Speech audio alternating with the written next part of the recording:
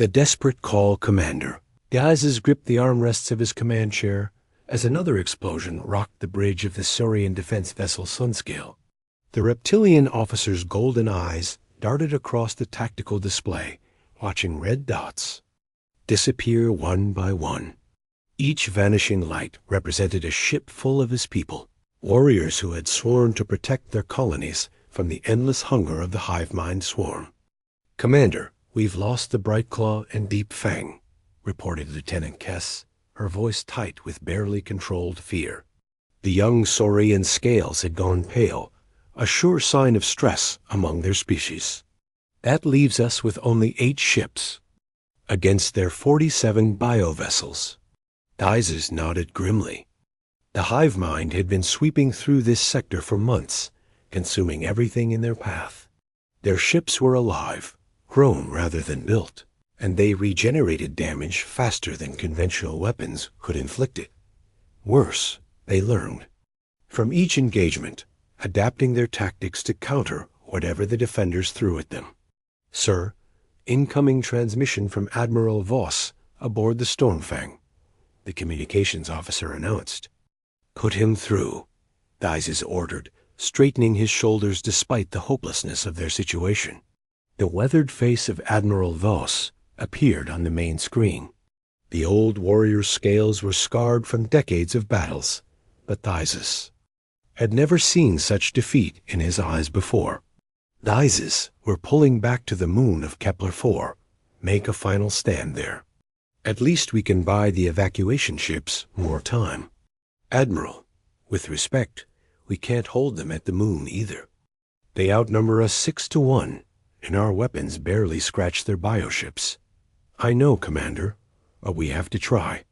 Our duty is to protect the colonies, even if—" The transmission cut off as the Stormfang took a direct hit from a hive mind. PLA's MA cannon. The massive ship's shields flared and died, leaving the flagship vulnerable to the swarm of smaller bioships that immediately swarmed over it. "All ships retreat to Kepler-4, Dizes ordered, his voice heavy with the weight of command. "Prepare for final defensive positions." As the surviving Saurian ships limped toward the moon, Dizes thought about the families evacuating from the colonies. Below, children who had never seen war, scientists who had devoted their lives to healing rather than fighting, artists whose only weapons were their creativity. They were all counting on him to hold the line just a little longer. The hive mind bioships moved like a pack of predators, their organic hulls pulsing with bioluminescent patterns that served as their communication system. General Krex, the collective consciousness that controlled this particular swarm, had absorbed the memories and experiences of thousands of conquered species. It knew exactly how to break the spirits of defenders. Broadcasting surrender terms, came the unified voice of the hive mind across all frequencies. "Saurian defenders, you fight an enemy that grows stronger with each victory. Your weapons wound. US, but we heal. Your tactics challenge us, but we adapt. Surrender now, and your assimilation will be swift." Dizes switched off the communication channel. He had seen what assimilation meant when the hive mind had taken the research station. At Proxima 7, the process was neither swift nor merciful. "Sir, we're detecting a new contact approaching from the outer system," reported Sensor Officer Vec, his voice puzzled. "It's not matching any known signature in our databases." Dizes looked at the tactical display. A single ship was approaching. At incredible speed, its energy signature unlike anything he had seen before.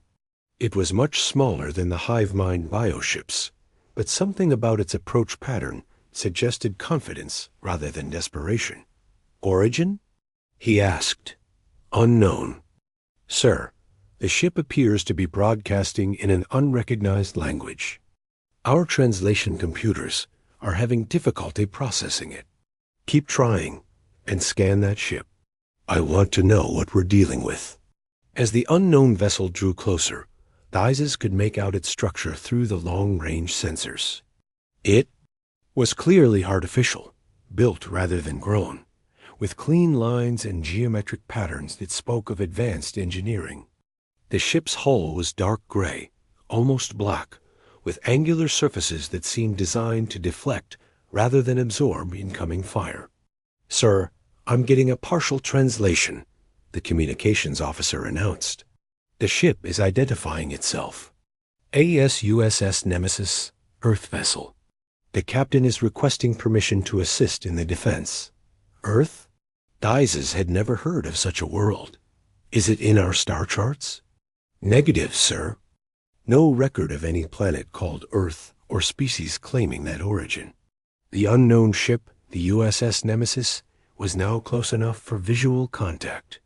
It was sleek and predatory, about half the size of a Saurian cruiser, but emanating an aura of barely. Contained power. Weapon ports lined its hull, and its engines glowed with an energy signature that defied easy classification. "Unknown vessel. This is Commander Thyses of the Saurian Defense Fleet," he broadcast. "We appreciate your offer assistance, but we're facing an enemy that has destroyed entire star systems. One ship cannot change the outcome of this battle." The reply came back immediately, the voice clear and confident despite the universal. Translator's slight delay. "Commander Thyses, this is Captain Elena Vasquez of the USS Nemesis. We've been tracking the hive mind's movements for some time. Trust me when I say that numbers aren't everything in a fight." Before Thyses could respond, the hive mind bioships began their final attack. 47 vessels, each one a living nightmare, of teeth and claws and plasma cannons, surged toward the small defensive fleet around Kepler-4. Their synchronized movement was beautiful and terrifying, like a school of predatory fish closing in on wounded prey. "All ships, prepare for final battle," Thyses ordered. "We make our stand here?" The USS Nemesis suddenly accelerated, moving faster than should have been possible for a ship its size. Instead of taking a defensive position with the Saurian fleet, it shot directly toward the advancing hive mind swarm. "What are they doing?" Lieutenant Kess gasped. "They're flying straight into the enemy formation." Thyses watched in amazement as the human ship did something impossible. It seemed to phase in and out of existence, flickering like a mirage. The hive mind bioships fired their plasma cannons at where the Nemesis had been, but the human vessel was already somewhere else, appearing behind the enemy formation. "How are they doing that?" Vec whispered from his sensor station. "Their energy signature keeps shifting. It's like they're not entirely in normal space." The USS Nemesis began its attack, and immediately it was clear that these humans fought differently than any species Thyses had encountered. Instead of the massive energy weapons favored by most spacefaring civilizations, the human ship fired what appeared to be small projectiles. But these projectiles moved at relativistic speeds and seemed to have guidance systems that allowed them to change direction mid-flight.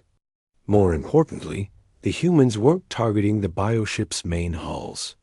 They were hitting specific subsystems, disabling weapons and propulsion without destroying the vessels entirely. Within minutes, 3 hive mind ships were floating helplessly, their crews alive, but their ships completely inoperable. "Impossible," came the collective voice of General Krex across the communication channels. "Our bioships adapt to all weapon types. How are these projectiles bypassing our evolutionary defenses?" Captain Vasquez's voice came back calm and confident. "That's your problem, General. You adapt to energy weapons, plasma cannons, laser arrays. But humans learned to fight with kinetic weapons long before we ever left our home planet. Sometimes the old ways are the best ways." The battle that followed was unlike anything Thyses had ever witnessed. The USS Nemesis moved through the hive mind swarm like a dancer, never where the enemy expected it to be. Its weapons fired continuously, each shot precisely placed to disable rather than destroy. The human ship's tactics were completely unpredictable. utilizing strategies that seemed to come from a completely different understanding of warfare. "Commander," Vec called out, his voice filled with excitement. "The human ship is broadcasting tactical data to us. They're showing us weak points in the bioship structure that our sensors never detected." Dice has studied the information flowing across his screens. The humans had analyzed the hive mind vessels in ways that Saurian science hadn't considered. They had identified vulnerabilities in the bioship's nerve clusters, points where precise hits could paralyze entire sections of the organic vessels. "All ships, target the coordinates the humans are providing," Dice ordered. "Focus fire on those nerve clusters." The Saurian fleet's weapons, previously ineffective against the regenerating bioships, suddenly began finding their mark. The hive mind vessels, adapted to heal from general damage, had no defense against precise surgical strikes that severed their nervous systems. "This is impossible." General Krex's voice had lost its confident tone. "These humans, they fight like no species we have ever encountered. They do not follow standard combat protocols." "That's because we wrote our own protocols," Captain Vasquez replied. "Humans learned to fight in every environment our planet could throw at us.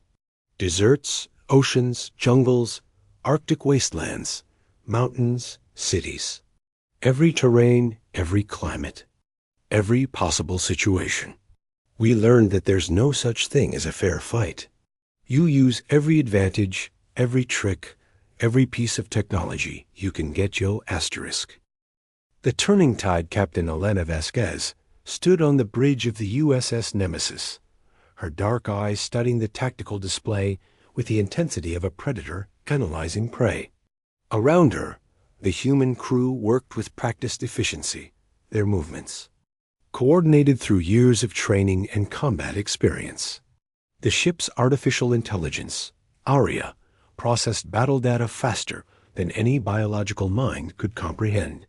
"Captain, we have 17 hive mind bioships disabled and 23 still active," reported Lieutenant Commander Marcus Chun from the tactical station.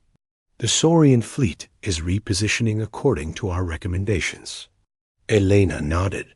The first phase of the battle had gone exactly as planned. The hive mind's greatest strength was also their greatest weakness. They adapted to threats by evolving their defenses, but evolution was a slow process compared to human innovation. "Aria, analysis of the bioship neural networks," Elena commanded. The AI's voice responded immediately, calm and analytical. "Captain, the hive mind vessels share a collective consciousness through bioneural links. Disrupting the primary command nodes would cause cascade failures throughout their formation. And how do we disrupt those nodes? The Saurian healing technology operates on bioelectrical frequencies. If we can invert the healing matrix, it would cause neural feedback instead of cellular regeneration." Elena smiled. This was why humans had become masters of warfare. They didn't just fight with weapons.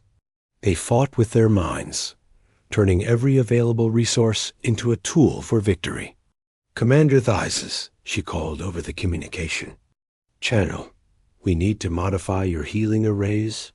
Instead of mending tissue, we're going to teach them to scramble neural networks." "Captain Vasquez, our healing technology has never been used as a weapon," Thises replied, his voice uncertain. "We are not warriors by nature. Commander, war isn't about being aggressive. It's about being smart. Your people have technology that can manipulate biological systems at the cellular level. That's not just healing. That's biological warfare if you know how to use it." On the Saurian flagship, Thises looked at his chief medical officer, Dr. Zara, whose scales had shifted to a deep blue color indicating deep concentration. "Doctor, is what the human captain suggests possible?" "Theoretically, yes," Dr. Zara replied slowly. "Our healing arrays work by harmonizing cellular frequencies. If we inverted the harmonics, it would cause cellular chaos instead of healing. But, Commander, this goes against everything we believe in. Sometimes, Isis said quietly, we have to choose between our principles and our survival. Meanwhile, on the USS Nemesis, Sergeant Major Rosa Martinez was preparing her Marine boarding teams. Martinez was a compact woman with scars on her, hands and arms that spoke of years of close combat experience. Her soldiers were equipped with the latest human military technology, including powered armor that enhanced their natural abilities. Listen up, Marines, Martinez addressed her team. We're going aboard those bioships to plant neural disruptors. These aliens are big, tough, and they regenerate fast. But they've never fought humans before. They don't know what we're capable of. Private Jackson, a young Marine on his first deep space mission, raised his hand. Sergeant Major, the bioships are organic. Won't they adapt to our weapons? Martinez grinned. Son, humans learned to fight before we ever had energy weapons. Sometimes the old ways are the best ways. She held up a device that looked like a simple metal rod. This is a neural disruptor. It doesn't shoot energy or plasma. It just sends out a very specific electromagnetic pulse that scrambles bioneural networks. The hive mind can't adapt to it because it's not technically a weapon. It's a tool. The boarding pods launched from the Nemesis, their hulls designed to cut through the organic armor of the bioships. As they penetrated the alien vessels, the human Marines found themselves in corridors that pulsed with living tissue. The walls breathed, and the floors felt soft and warm beneath their feet. This is deeply disturbing, muttered Corporal Lee as his squad moved through the bioships. Interior. The whole ship is alive. Stay focused, Martinez replied over the communication system. Remember, we're not here to fight. We're here to deliver a message. The Marines encountered their first hive mind drones in the ship's central corridor. The creatures were insectoid, with multiple limbs and compound eyes that reflected light like polished glass. They moved with perfect coordination, their actions synchronized through their collective consciousness. Intruders detected. The drones spoke in unison. Resistance is futile. You will be assimilated. Yeah, we've heard that before, Martinez replied, activating her neural disruptor.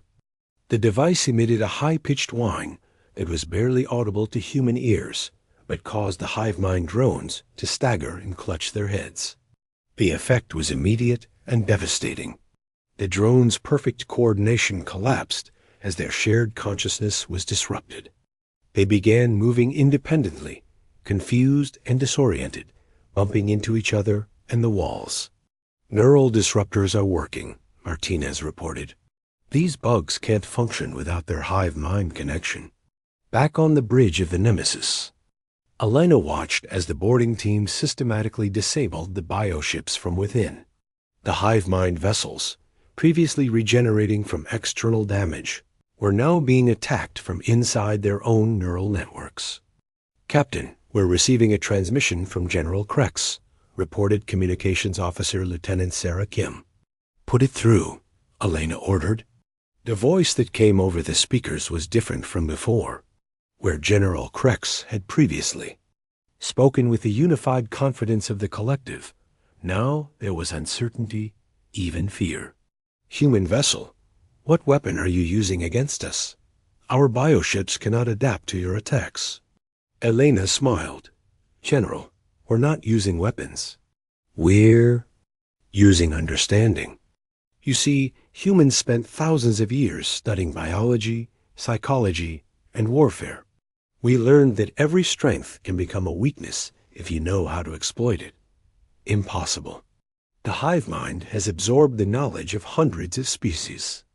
We know all forms of warfare. No, General. You know conventional warfare. You know how to fight enemies that play by the rules. But humans learned long ago that there are no rules in survival. We fight with everything we have: biology, technology, psychology, and most importantly, creativity. Dr. Zara's voice came over the communication channel from the Saurian flagship. Captain Vasquez, we have successfully modified our healing arrays. The inverted harmonics are ready for deployment. Excellent, Doctor. Target the largest bioship in their formation. Let's show the hive mind what Saurian healing technology can really do. The modified healing array fired, its energy beam striking the massive hive mind command vessel. Instead of the familiar green glow of healing energy, the beam pulsed with an inverted frequency that caused the bioship's organic hull to convulse and writhe. Neural cascade failure detected, Aria reported. The bioship's nervous system is experiencing complete breakdown. The effect spread through the hive mind formation as the disabled command vessel's neural feedback transmitted through their collective consciousness. One by one, the remaining bioships began to lose coordination, their synchronized movements becoming erratic and confused. This is impossible. General Krex's voice came over the communication channels. But now it was fragmented, multiple voices speaking at once as the collective consciousness began to fragment. We are the hive mind. We are unity. You are defeated, Elena said simply. General, you made the same mistake that countless enemies have made throughout human history. You assumed that bigger, stronger, and more numerous automatically meant victory. But humans learned that the mind is the most powerful weapon of all. On the Saurian flagship, Commander Theises watched in amazement as the remaining hive mind bioships began to retreat. Their perfect formation had collapsed into chaos, with individual vessels fleeing in different directions as their collective consciousness failed. Captain Vasquez, Theises called over the communication channel. How did you know that would work? Commander, humans have been studying biology and warfare for thousands of years. We learned that every biological system has vulnerabilities. The hive mind's greatest strength was their unity, but that same unity made them vulnerable to attacks on their collective consciousness.